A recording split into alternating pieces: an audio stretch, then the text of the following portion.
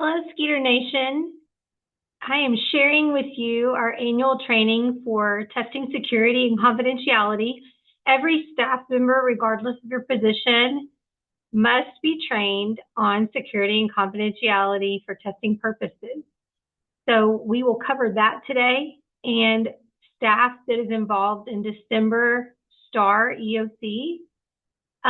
You will stay on at the conclusion of the security and confidentiality training for us to complete our December STAAR procedural training. Those staff members include our principal staff, our APs, our ICs, our SSCs, counselors, librarians, advanced academics, as well as, which is our lower F5 team. And then we have a couple of retired teachers that come back and help us administer, and they will be involved as well.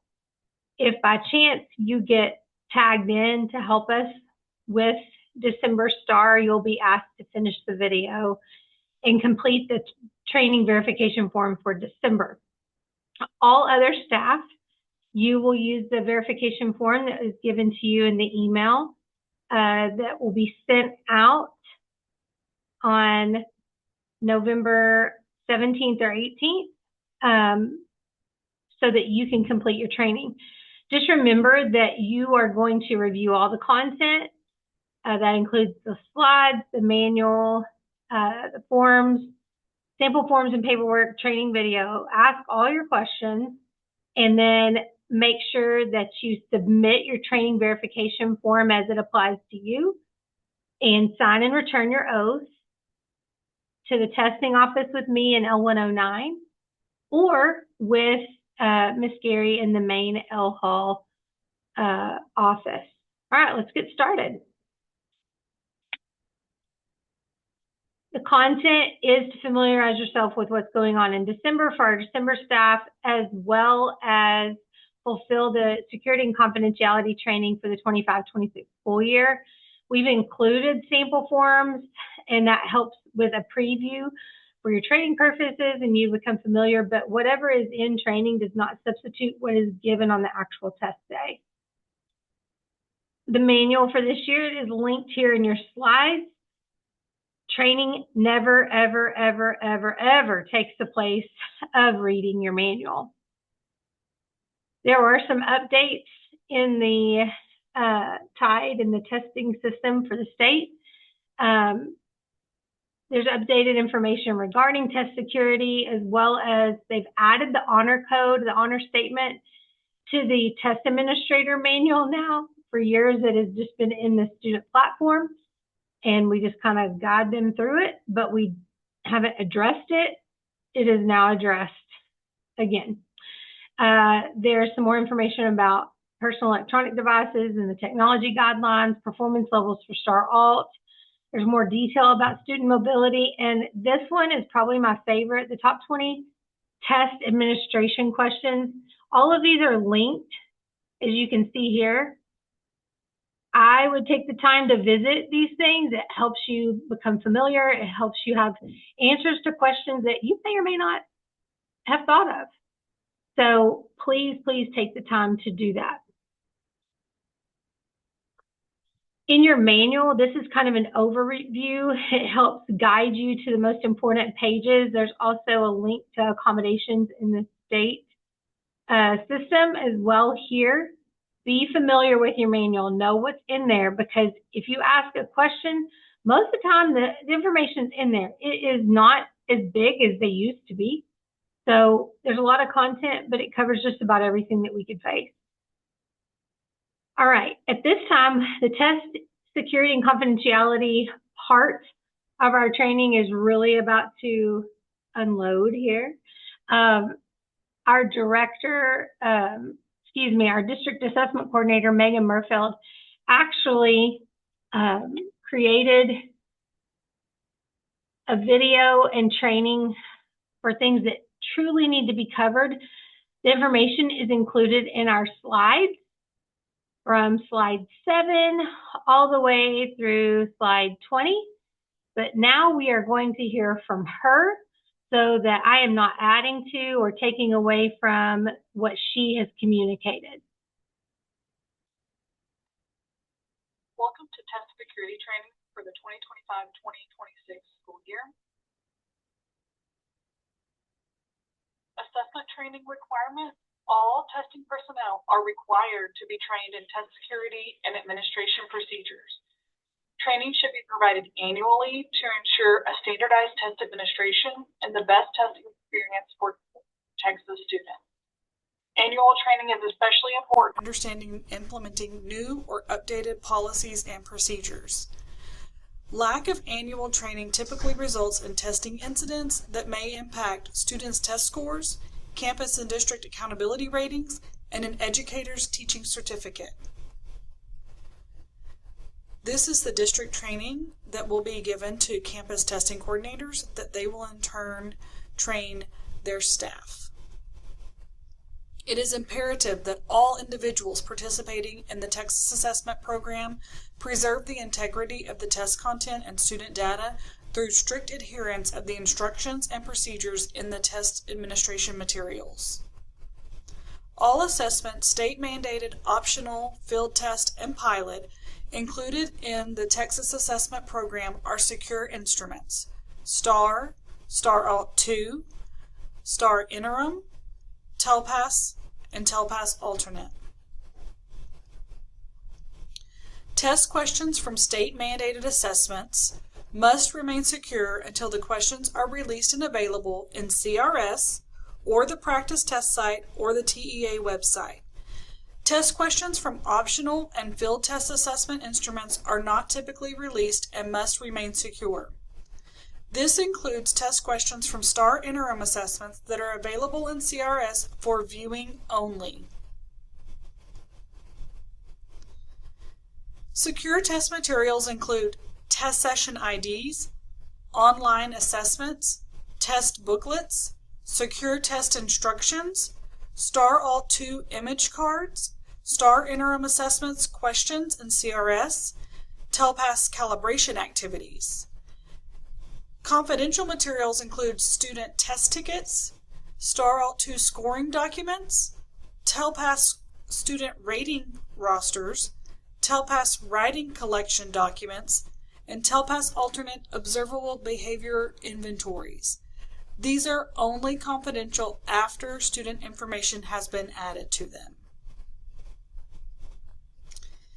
Each year, for the assessment program, there must be a general oath completed by all school personnel who participate in state-required testing or handle secure test materials.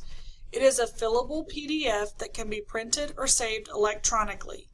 It is required to be completed after receiving training and before handling secure materials. There are two different kinds of irregularities, procedural and serious. Procedural testing irregularities are less severe, more common, and typically the result of minor deviations from testing procedures. Annual training on test security and administration procedures and administration-specific training are the best ways to avoid procedural irregularities. A procedural irregularity form will need to include summary of events and a plan of action from each event or incident from the campus. Some examples of procedural testing irregularities are accommodation errors, mistakes in providing an accommodation, an allowable and approved accommodation was not provided to a student, accounting errors, the district personnel lost or misplaced secure test instructions. This is an example. Eligibility errors, mistakes in administering incorrect assessments and assessment eligibility, so they failed to account for all eligible testers. Monitoring errors, mistakes in monitoring test administrations. The test administrator left the room unmonitored while students were testing. Training errors, mistakes in training, collaboration, or test security oaths. Raters for TELPAS did not follow proper training or calibration procedures is an example. And then there are serious testing violations. Incidents caused by district personnel that violate the security and confidentiality of an assessment are considered serious testing violations. Providing thorough annual training to all testing personnel helps to avoid serious testing violations. TEA must be notified as soon as possible of any alleged or suspected serious testing irregularity. You will reach out to the district testing coordinator. They will reach out to TEA and get steps for documentation. This will include directly or indirectly assisting students with responses to test questions, tampering with student responses, falsifying holistic ratings or student responses, viewing secure test content before, during, or after an administration unless specifically authorized by TEA or by the procedures outlined in the test administration materials, discussing or disclosing secure test content or student responses, scoring students' tests either formally or informally, duplicating, recording, or electronically capturing confidential test content unless specifically authorized by TEA or by the procedures outlined in the test administrator materials, responding to secure test questions. Please keep in mind that there will be no pictures taken of the computer screen during testing. Even if you have an incident where you are receiving pop-ups or error messages, absolutely nothing can be photographed on the computer screen. You need to reach out to your campus testing coordinator, and they will in turn help you either with the technology or contact the district testing coordinator. Again, you are not allowed to take screenshots with your personal device or any device of any part of the computer screen during any part of the testing, including directions. Nothing. Also, you are not allowed to respond to any student regarding test questions. You are not allowed to look at the test when they are taking the test. You are not allowed to make noises, affirmations, suggestions, hints, nothing of the sort. So while you are actively monitoring, you are moving around the room, but you are not doing any of these violations that are stated here. Also keep in mind that there is an exhaustive list on the DCCR that gives you specific examples of accounting for your materials and monitoring, and some specific examples of each of these different types of errors that we've just been discussing here.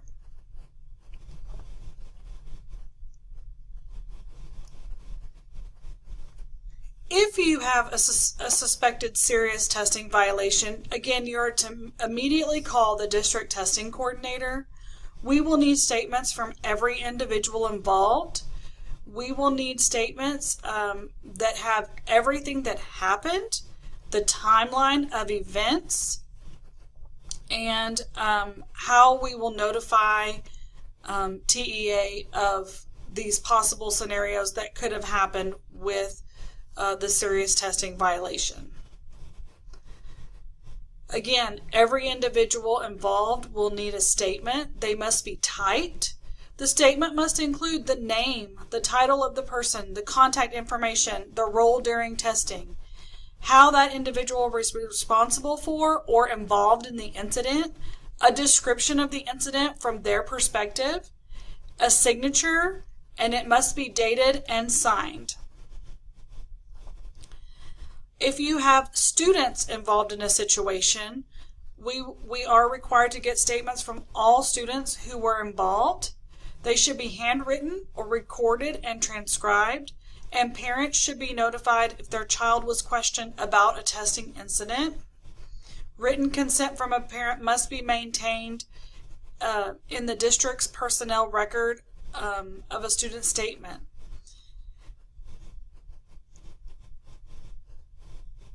Penalties for serious testing violations could include restrictions on your teacher certificate, reprimands, suspensions, or revocation. It could be a Class C misdemeanor. We may have to invalidate students' test results. It could affect our district accountability rating or campus accountability rating. So please be mindful when administering a test that you are following all procedures outlined in the Test Administrator Manual and you're adhering to the strict guidelines of test security for that administration.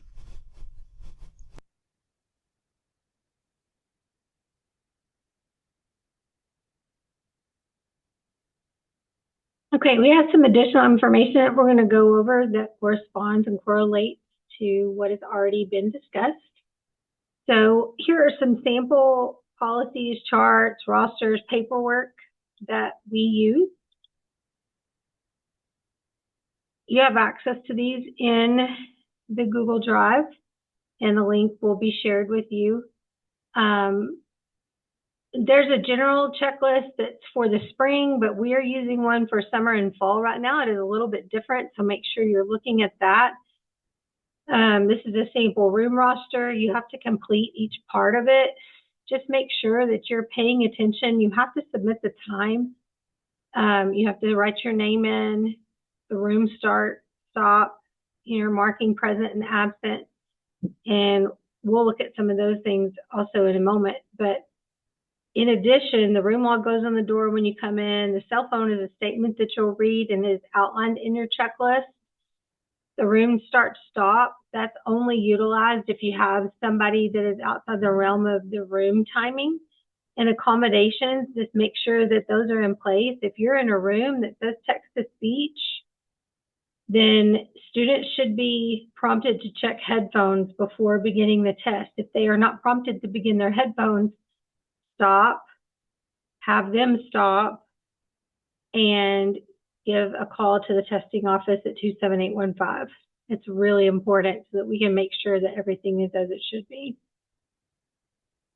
In addition, since we've referenced this several times, go by your checklist. The checklist is what keeps us all in compliance with policies and the manual and all the things that are set in place for us to maintain security and confidentiality, as well just the overall flow of testing for our kiddos. So you can revisit those. When we talk about the room, remember it's supposed to be a secure place, a positive place, an environment for testing. If there is something, it's not necessary that we conceal or remove all instructional or reference materials, but, or unless, if it could provide a direct source of answers for the subject being administered, it has to be covered or removed. Here's some examples that are listed, but it's not limited to those. All right, don't forget active monitoring. It's responsibly ensuring that the confidentiality and providing a proper administration. You're always engaged in observing student behavior. You're not on your phone, you're not on your computer. You can be sitting, but it needs to be in a way that you can take in what's going on in the room, that you can assist when students have issues that come up, or that you are that person that your encouragement just by being around. You're also making sure that things are going as they should just by being very present. You're not engaged in other activities. Remember, failure to actively monitor can lead to the invalidation of student results, and students could lose an assessment opportunity. Cell phone policies, electronic device policies, they are strict. There is a link to this right here. It's the district policy. You have to be very mindful. We are no longer just speaking on cell phones. Sometimes students have multiple cell phones. Sometimes they have smartwatches. Sometimes they have meta glasses, which are also against full district policy to have in our classes. So those have to be turned in. If you need to know what any of those things look like, you can come by and see me, or you can Google them. People are even putting cameras in earbuds. We have to be on our game. So it's important that when you're in the checklist and it's time to read the electronic policy, do it. The thing that's different for us this year, and we already started this when we gave PSAT, students are used to keeping their devices in their backpacks. And we are great with that happening. But when a student comes in, they need to show you that they've powered everything off. They've put it in their backpack, and then in their backpack, all of their belongings go, and they have to be placed at the front of the room or at a place in the room that's away from them and their desk. So make sure you're managing in that. And if they fail to give you something, if they fail to put it in their backpack, if something goes off and it's not in a backpack, then it is an automatic discipline, and it could lead to the invalidation of their test. Dictionaries are embedded in the test, but we will make sure that there are some paper copies, maybe 3 or 4 in each testing bucket in case a student would like to use a paper copy of a dictionary. This is just a reminder about designated supports. There are accessibility features that everybody can have, and there's no documentation required, but in order for me to implement them, I do have to know about it. Locally approved designated supports, those are put in place by LPAC, RTI, or ARD committee. So make sure that, or 504, I'm sorry, all of those entities are who puts those accommodations in place. But the bottom line about accommodations is they have to be routinely, independently, and effectively used. If we are blanket giving accommodations, then that is not using them effectively. If the accommodation is not helping a student advance their experience, then it's probably not best for them to have it. So make sure that it falls under those guidelines, and if it is in the paperwork, then by law you have to make sure that it is in place. So be aware of your accommodation forms during testing. This is a diagram that shows available accommodations by academic committee and what are allowed to be put in place by these different committees. There is a max time limit for STAAR. Sessions cannot exceed 7 hours. Most students will finish testing in 3 to 4 hours, but as you know, sometimes students do not get to school on time. Regardless of the circumstance, all testing has to be concluded at the end of a regular school day. At 3:55, we will begin the process of submission if that has not taken place, so that at 4 o'clock, when the test shuts down, all the answers will be submitted. It's also important to keep in mind that when it is manageable and we're able to consolidate down to a smaller group of rooms, we will do so. And that is, in those cases, we have to have new seating charts. There's clear procedures as to where we go that day, but we will put those things in place as it pertains to that day. Okay, if you are not part of our December staff, if you are not our Principal Jeff Johnson, one of our APs, ICs, SSCs, counselors, librarians, or our retirees that come and help us, then this concludes your security and confidentiality training. Please, please make sure that you review your slides, the manual, your sample forms and paperwork, the training video. Make sure that you ask whatever questions you have, and then make sure that you not only submit your training verification form on time, but that you sign and return your oath, which is available. Those oaths are available, in my office in L109 or with Miss Gary in the main L Hall office. We're going to continue on for those people that are involved in our December testing. This right here, this is a projected look at our rooms. Rooms and staffing assignments will be finalized and shared by Monday the 17th. The thing is, we still have some things going on for like LPAC does not take place until tomorrow afternoon. So I need to finalize accommodations before I can roster rooms, before I can make staffing assignments, but this is a look as to how we will do things. Again, duties will be posted no later than the end of day Monday, the 17th. Each morning, please pick up your materials in L109 between 7:45 and 8:05. When you leave the testing office, make sure you go to your assigned place and work through your checklist. Right here in a highlight, it says we're hoping to have 2 staff members in the room for the first 2 hours, but we are limited for staff, extremely limited. So it is very likely that it will be 1 person per room with an assist, and the assist will probably have 3 or 4 rooms.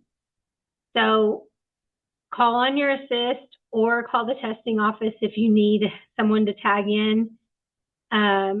Possible duties, testing administrator, could be an assist, an office, testing office assist or a testing assist, and then a restroom monitor.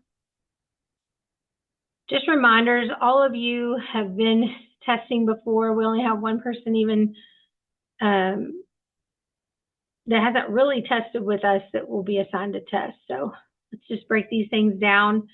These are the things that you'll find in your bin. Everything in the bin and every procedure requested to be in place has a purpose. So most often it's to maintain security and confidentiality, but it's also to be in compliance with state guidelines. Remember electronic devices, we've already discussed in your security and confidentiality training, what is permissible, what is not for students and staff. We have to stay off those phones. They need to be placed on silent. That being said, if it's an emergency, understood, get your assist and step out. If I desperately need you and don't have an assist to get to you, I may send you a text, but it will be a last resort. So make sure your phones, computers, nothing should take away from your engagement and your attention to what's going on in the room. These are embedded accommodations. When they say online supplemental aids, they have to be distributed. Make sure you do that when it says to. They do not start out on a student's desk. Reminders to stay on task. It still should be part of your active monitoring for all students. In rooms where students receive this as a formal accommodation, be extra mindful and diligent as you monitor and encourage them to stay on task as needed.